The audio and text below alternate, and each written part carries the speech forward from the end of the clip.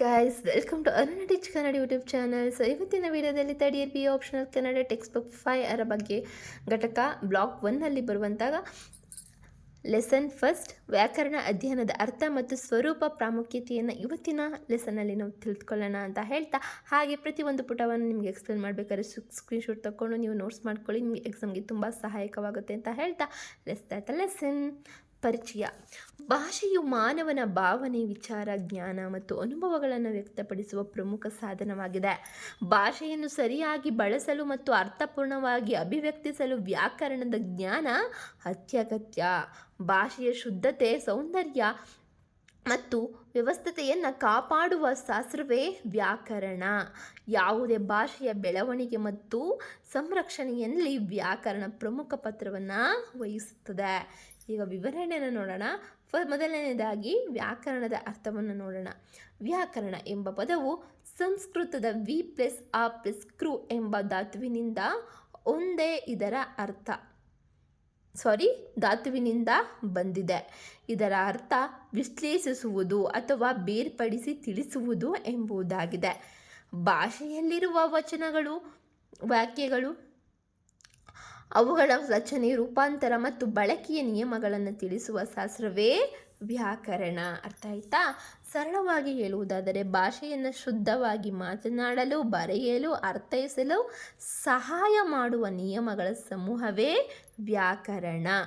ವ್ಯಾಕರಣವು ಭಾಷೆಯ ಅಂಗಗಳನ್ನು ವಿಶ್ಲೇಷಿಸಿ ಅವುಗಳ ಸರಿಯಾದ ಬಳಕೆಯನ್ನು ತಿಳಿಸುತ್ತವೆ. ನಾಮಪದ, ಸರ್ವನಾಮ, ಕ್ರಿಯಾಪದ, ವಿಶೇಷಣ, ಅವ್ಯಯ ಸಂಧಿ, ಸಮಾನ ಮುಂತಾದ ವಿಷಯಗಳ ಅಧ್ಯಯನ ವ್ಯಾಕರಣದಲ್ಲಿ ಒಳಗೊಂಡಿರುತ್ತದೆ. ಇವಾಗ ವ್ಯಾಕರಣದ ಸ್ವರೂಪವನ್ನು ನೋಡೋಣ. ವ್ಯಾಕರಣವು ಒಂದು ವೈಜ್ಞಾನಿಕ ಮತ್ತು ವ್ಯವಸ್ಥೆಯ ಅಧ್ಯಯನವಾಗಿದೆ. ಇದರ ಪ್ರಮುಖ ಸ್ವರೂಪಗಳು ಹೀಗಿವೆ.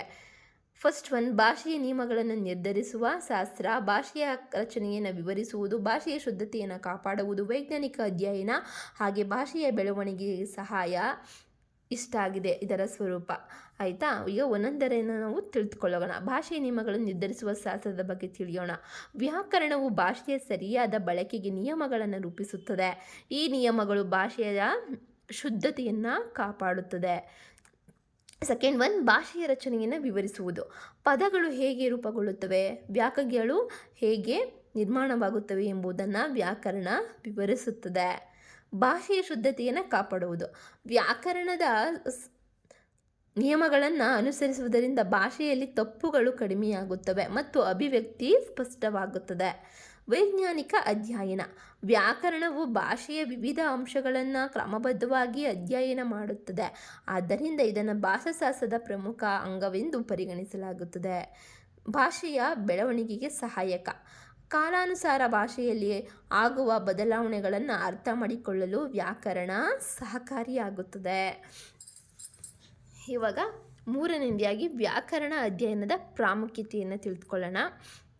ವ್ಯಾಕರಣದ ಅಧ್ಯಯನವು ವಿದ್ಯಾರ್ಥಿಗಳಿಗೆ, ಶಿಕ್ಷಕರಿಗೆ, ಲೇಖಕರಿಗೆ ಹಾಗೂ ಸಾಮಾನ್ಯ ಭಾಷಾ ಬಳಕೆದಾರರಿಗೆ ಬಹಳ ಅಗತ್ಯವಾಗಿದೆ. ಫಸ್ಟ್ ಒನ್, ಭಾಷಾ ಶುದ್ಧತೆ. ವ್ಯಾಕರಣ ಜ್ಞಾನದಿಂದ ಮಾತನಾಡುವ ಮತ್ತು ಬರೆಯುವ ಭಾಷೆ ಶುದ್ಧವಾಗುತ್ತದೆ. ತಪ್ಪುಗಳಿಲ್ಲದ ಭಾಷಾ ಬಳಕೆ ಸಾಧ್ಯವಾಗುತ್ತದೆ. ಸೆಕೆಂಡ್ ಒನ್, ಸ್ಪಷ್ಟ ಅಭಿವ್ಯಕ್ತಿ.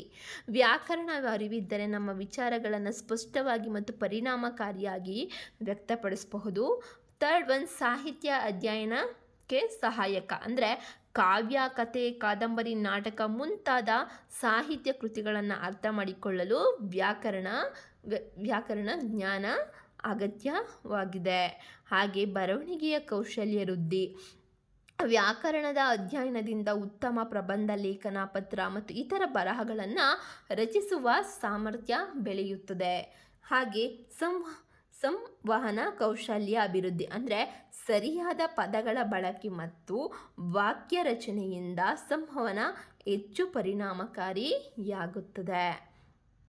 ಈಗ ಸಿಕ್ಸ್ತ್ ಒನ್ ನೋಡೋಣ. ಭಾಷೆಯ ಸಂರಕ್ಷಣೆ. ವ್ಯಾಕರಣವು ಭಾಷೆಯ ಮೂಲ ಸ್ವರೂಪವನ್ನು ಕಾಪಾಡುತ್ತದೆ ಮತ್ತು ಭಾಷೆಯ ಪರಂಪರೆಯನ್ನು ಉಳಿಸುತ್ತದೆ. ಸೆವೆಂತ್ ಒನ್, ಸ್ಪರ್ಧಾತ್ಮಕ ಪರೀಕ್ಷೆಗಳಿಗೆ ಸಹಾಯಕ. ಬಹುತೇಕ ಸ್ಪರ್ಧಾತ್ಮಕ ಪರೀಕ್ಷೆಗಳಲ್ಲಿ ವ್ಯಾಕರಣಕ್ಕೆ ಸಂಬಂಧಿಸಿದ ಪ್ರಶ್ನೆಗಳು ಕೇಳಲಾಗುತ್ತವೆ.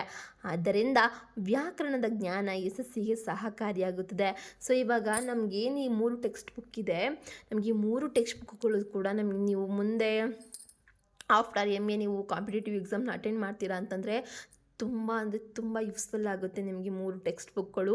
ಸೊ ಅದನ್ನು ಮಾತ್ರ ಎಲ್ಲೂ ಯಾರಿಗೂ ಕೊಡೋಕ್ಕೆ ಹೋಗಬೇಡಿ, ಯಾಕಂದರೆ ನಿಮಗೆ ಎಕ್ಸಾಮ್ಗೆ ಓದಲಿಕ್ಕೆ ತುಂಬ ಯೂಸ್ಫುಲ್ ಆಗುತ್ತೆ. ಅವೇ ನೀವು ಮುಂದೆ ನೀವು MA ತೊಗೊಂಡ್ರೆ ಅವೇನು ಆಪ್ಷನಲ್ ಕನ್ನಡ ಯಾರು ತೊಗೊಂಡಿದ್ರೆ ಅವ್ರಿಗೆ ಮಾತ್ರ, ಅವರು ಮುಂದೆ ಏನಾದರೂ MA ತೊಗೊಂಡಿದ್ರೆ ಅಲ್ಲಿ ಆ ಟೆಕ್ಸ್ಟ್ ಬುಕ್ಗಳನ್ನೂ ಕೂಡ ಕಲೆಕ್ಟ್ ಮಾಡಿಕೊಂಡು ನೀವು ಇಟ್ಕೊಂಡು ಚೆನ್ನಾಗಿ ಓದ್ಕೊಳ್ಳಿ ಆಯಿತಾ. ಅದು ಕೂಡ ನಿಮಗೆ ತುಂಬ ಯೂಸ್ಫುಲ್ ಆಗುತ್ತೆ ಎಕ್ಸಾಮ್ಸ್ಗೆ. ನೆಕ್ಸ್ಟ್, ಚಿಂತನ ಶಕ್ತಿಯ ವಿಕಾಸ ಅಂದರೆ ವ್ಯಾಕರಣ ಅಧ್ಯಯನವು ವಿಶೇಷಣಾತ್ಮಕ ಚಿಂತನೆ ಮತ್ತು ತಾರ್ಕಿಕತೆಯನ್ನು ಬೆಳೆಸುತ್ತವೆ. ಭಾಷೆಯ ಸೌಂದರ್ಯ ಹೆಚ್ಚಿಸುವುದು. ವ್ಯಾಕರಣದ ನಿಯಮಗಳನ್ನು ಅನುಸರಿಸಿ ಮಾತನಾಡಿದಾಗ ಮತ್ತು ಬರೆದಾಗ ಭಾಷೆಯ ಸೌಂದರ್ಯ ಹೆಚ್ಚುತ್ತದೆ ಅಲ್ವಾ. ನೆಕ್ಸ್ಟು, ಇತರ ಭಾಷೆಗಳ ಅಧ್ಯಯನಕ್ಕೆ ನೆರವು. ಒಂದು ಭಾಷೆಯ ವ್ಯಾಕರಣವನ್ನು ಚೆನ್ನಾಗಿ ತಿಳಿದಿದ್ದರೆ ಇತರ ಭಾಷೆಗಳ ವ್ಯಾಕರಣವನ್ನು ಕಲಿಯುವುದು ಸುಲಭವಾಗುತ್ತೆ. ಕೊನೆಯದಾಗಿ ಉಪಸಂಹಾರವನ್ನು ನೋಡೋಣ. ಒಟ್ಟಾರೆಯಾಗಿ ವ್ಯಾಕರಣವು ಭಾಷೆಯ ಬೆನ್ನೆಲುಬಾಗಿದೆ. ಭಾಷೆಯ ಶುದ್ಧತೆ, ಸ್ಪಷ್ಟತೆ, ಸೌಂದರ್ಯ ಮತ್ತು ಪರಿಣಾಮಕಾರಿತ್ವವನ್ನು ಕಾಪಾಡುವ ಮಹತ್ವದ ಶಾಸ್ತ್ರವೇ ವ್ಯಾಕರಣ. ವ್ಯಾಕರಣದ ಅಧ್ಯಯನದಿಂದ ಭಾಷಾ ಜ್ಞಾನ ವೃದ್ಧಿಯಾಗುವುದಲ್ಲದೆ ಸಂವಹನ ಕೌಶಲ್ಯ, ಬರವಣಿಗೆಯ ಸಾಮರ್ಥ್ಯ ಹಾಗೂ ಸಾಹಿತ್ಯ ಉತ್ಪಾದನೆಯ ಶಕ್ತಿಯು ಹೆಚ್ಚುತ್ತದೆ. ಆದ್ದರಿಂದ ಪ್ರತಿಯೊಬ್ಬ ವಿದ್ಯಾರ್ಥಿಯು ವ್ಯಾಕರಣವನ್ನು ಸಮಗ್ರವಾಗಿ ಅಧ್ಯಯನ ಮಾಡುವುದು ನಮಗೆ ತುಂಬ ಅಗತ್ಯವಾಗಿದೆ. ಸೊ ಇವತ್ತಿನ ವಿಡಿಯೋದಲ್ಲಿ ನೋಡಿದ್ರಲ್ಲ, ಸೊ ಒಟ್ಟು ನಿಮಗೆ ವ್ಯಾಕರಣದ ಅಧ್ಯಯನ ಪ್ರಾಮುಖ್ಯತೆಯಲ್ಲಿ ಒಟ್ಟು 1 2 3 4 5 6 7 8 9 10 ಒಟ್ಟು 10 ಪ್ರಾಮುಖ್ಯತೆ ಒಂದು ವಿಧಗಳು ಇರುತ್ತೆ. ಹಾಗೆಯೇ ಸ್ವರೂಪಗಳು 1 2 3 4 5 ಒಟ್ಟು ಸ್ವರೂಪಗಳು 5 ಇರುತ್ತೆ. ಸೊ ಅರ್ಥ ಆಯ್ತಲ್ಲ ಇವತ್ತಿನ ಲೆಸನ್ ನಿಮಗೆ. ಸೊ ವ್ಯಾಕರಣದ ಅಧ್ಯಯನ, ಅರ್ಥ, ಸ್ವರೂಪ ಇದಾಗಿತ್ತು ಇವತ್ತಿನ ಲೆಸನ್ಸು. ನೆಕ್ಸ್ಟ್ ವಿಡಿಯೋದಲ್ಲಿ ಲೆಸನ್ 2 ಬಗ್ಗೆ ಅಂದರೆ ಘಟಕ 2ರ ಬಗ್ಗೆ ನಿಮಗೆ ತಿಳಿಸ್ಕೊಡ್ತೀನಿ. ಸೊ ಇಷ್ಟಾರೆ ಲೈಕ್ ಮಾಡಿ, ಹಾಗೆ ನಿಮ್ಮ ಅನಿಸಿಕೆಗಳನ್ನ ಕಮೆಂಟ್ ಮೂಲಕ ತಿಳಿಸಿ ಅಂತ ಹೇಳ್ತಾ, ಹಾಗೆ ಇನ್ನು ಹೆಚ್ಚಿನ ವಿಡಿಯೋಸ್ಗಾಗಿ ಸಬ್ಸ್ಕ್ರೈಬ್ ಮಾಡಿ, ಪಕ್ಕದಲ್ಲಿರೋ ಬೆಲ್ ಐಕಾನ್ನ ಕ್ಲಿಕ್ ಮಾಡಿ, ಆಲ್ ನೋಟಿಫಿಕೇಷನ್ ಮೇಲೆ ಕ್ಲಿಕ್ ಮಾಡಿದ್ರೆ ನೀವು ನನ್ನ ಲೆಸನ್ ಸಂಬಂಧಿತ ವಿಡಿಯೋನ ನೀವು ಫಸ್ಟ್ ನೋಡಬಹುದು ಅಂತ ಹೇಳ್ತಾ, see you the next video. Bye, take care.